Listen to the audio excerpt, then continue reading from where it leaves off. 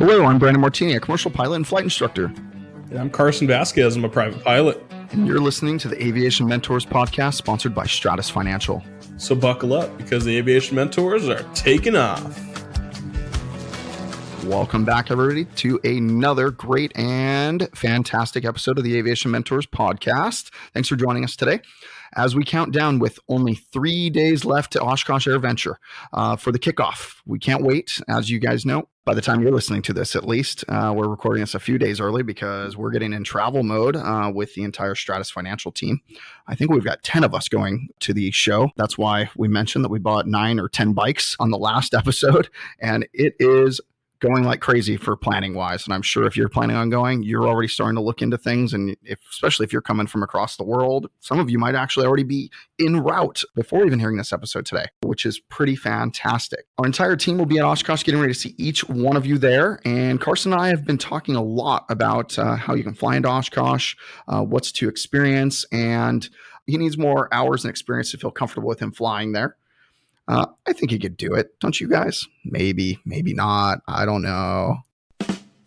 You know, that's a semi-nice thing for you to say until you drop the drums on me, but I do appreciate it. I think we just need a little bit more before we go fly to Oshkosh together. Especially need to get super current again. Yes, there's a difference between current and super current. Thanks so much for telling us, Carson. Well, that's like saying IMC versus the soup, okay? Everyone knows what I'm talking about. Yeah, super current. I love that. That's a new FAA term that they're now adopting. Yeah, the 2024 FAR-AIM came out. You didn't catch that part? No, I didn't. In the revision? Yeah, super current. Super current. Means it's current and competent at the same time. Wow. Didn't think you're competent, so that's interesting. Which brings us to a pretty great way to build time, actually, since Carson needs to build some more time for him to feel comfortable. And that is joining a flying club. We've never actually talked about flying clubs. We've always talked about flight schools and university programs and things like that. So they are not for building hours usually, or not only for building hours. There's a ton of great benefits to being a member of a flying club. And we're going to get into several of them today, actually. Yeah, well, Brandon, neither of us have actually been in a flying club, but we've been around them plenty, and we have plenty of friends who actually been in them. So Brandon was suggesting I join one of them and gave me so many great reasons for it. So I want to make sure you guys heard all of them. First off, Brandon, why don't you start by explaining what a flying club is? Thanks for that, Carson. No, flying club. By the way, wait until we start going to video, and you're going to get to see our funny facial interactions. It's pretty hilarious, and we're going to do some video recording in AirVenture, so it'll be pretty awesome for you guys to see some of us. And you're going to see how ugly Carson is and how amazingly great looking I am. Of course, I mean it's just true. You know, Brandon, you can think whatever you'd like to think about that. Maddie feels differently, and so does my mom. So that's what really counts here. I guess that's it. The two women in your life that matter the most. That's good for you. So back to business, right? So flying club is similar to a flight school, except for it's not structured like a flight school. It's structured more like a group of friends that want to rent aircraft to each other, and they want to share in the expenses of them. So that's really what a flying club is. So you can have a very small flying club with 1 or 2 airplanes. And generally flying clubs are really made up of several aircraft. You normally, 3 to 10 airplanes are probably the average size flying club, probably generally kind of like the average size flight school, right?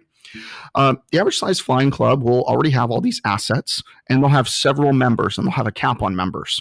And what they do is they take normally a large fee up front. So you'll pay $5,000 or $10,000 or $20,000. I've even seen $50,000, sometimes even more if you're one of the only members of a brand new club that needs a new airplane.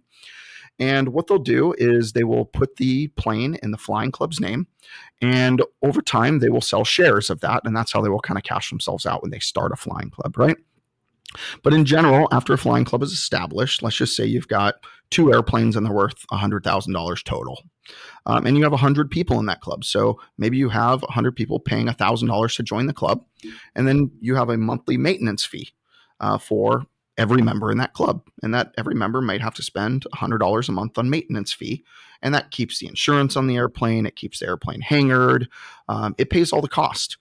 And then generally you'll have what's called a dry rate on the airplane. Now, whenever you go to flight school, they typically have wet rates.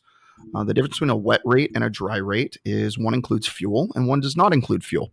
So a wet rate means, let's just say you pay $200 an hour for an airplane, and if it's a wet rate, you don't pay any additional fuel cost unless unless there's a fuel surcharge or something, which has been kind of prevalent in our industry over the past 2 years because of the Ukraine war. Or you can be in a flying club or something that typically has what's called a dry rate.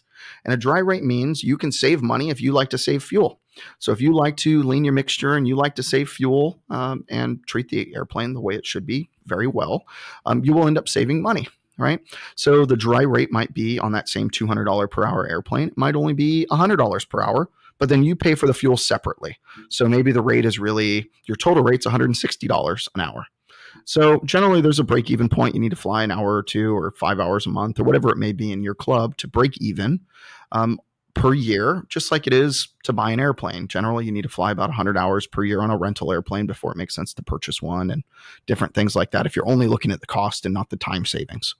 So that's really kind of the main way that a flying club operates and what it is and what their purpose is. Their purpose also, they take $100 or whatever their fee is. Some places have really high fees from a whole lot of different people. And guess what? Most people don't get on the schedule and fly the airplane. They just pay their fee every month. But inside the agreements that everyone has to sign, they all have to stay current or super current or whatever you said it was, Carson.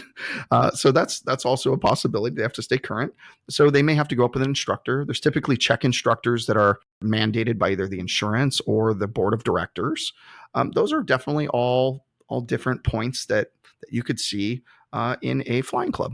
Well, going back a step and speaking about fees, there's a ton of advantages to it, but based on the price first, how can that be a beneficial part of being a flying club?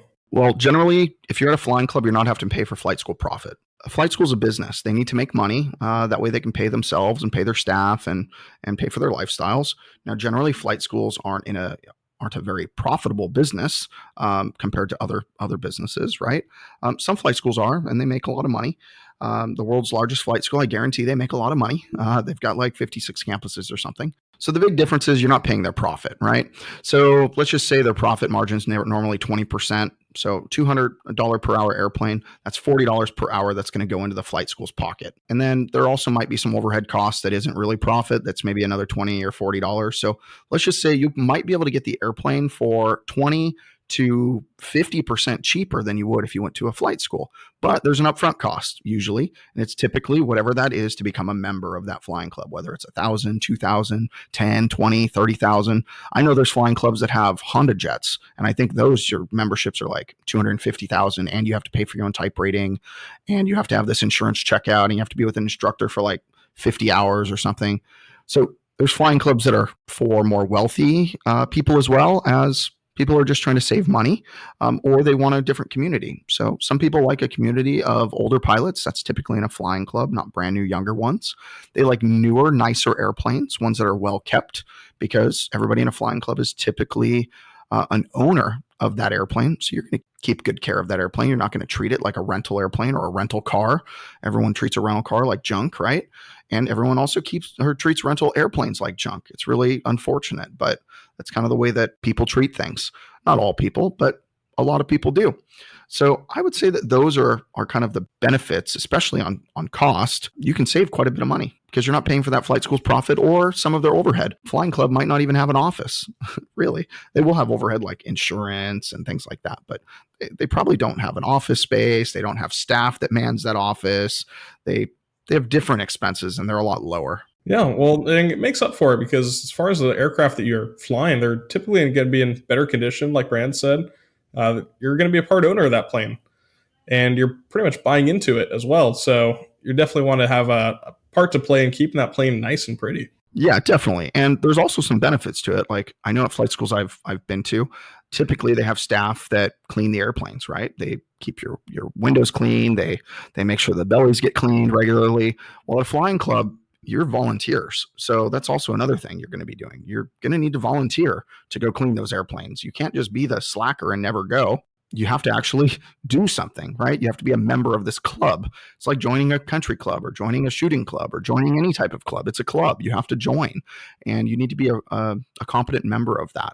So those are some things you also have to do. So obviously, I've been a member of several different types of clubs for a long time, but I'm a member of a soaring club, which I think I mentioned a couple episodes past on when we talked about soaring. And I don't participate that much, but I pay my dues, so I'm actually probably a really good member.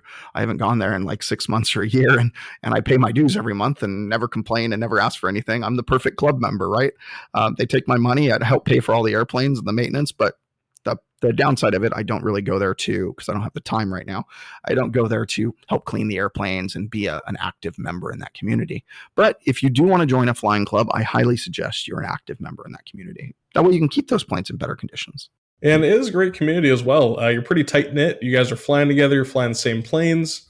You can time build together, and there's a lot of just networking opportunities. Like Brandon said, that's the way that you go and talk to people, is just walk around the airport making friends.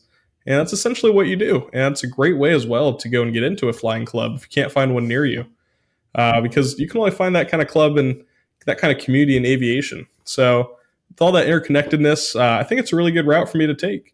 And like I was saying, most airports do have a flying club.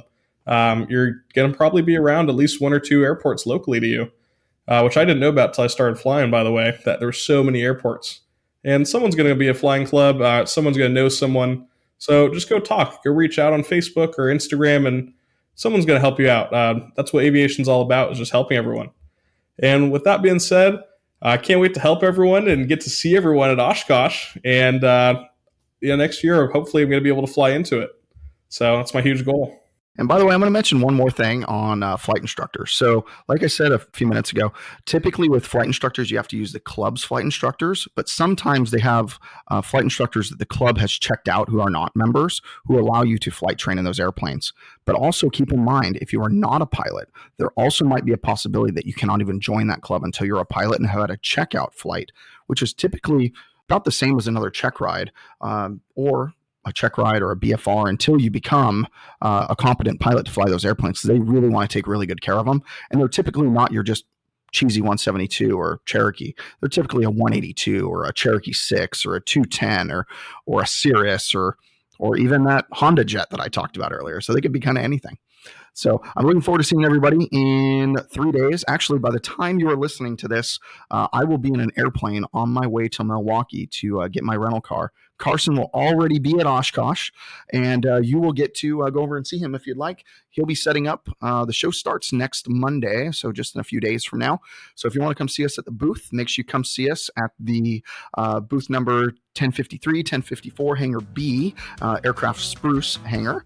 And if you want to reach out to us, so you can reach us at Brandon@aviationmentors.com, or as always, Carson at aviationmentors.com. We're looking forward to seeing you. Thanks so much. And as a wrap up for the day, remember, we're here to guide you in your aviation journey. So stay super current, fly safe, and enjoy the ride.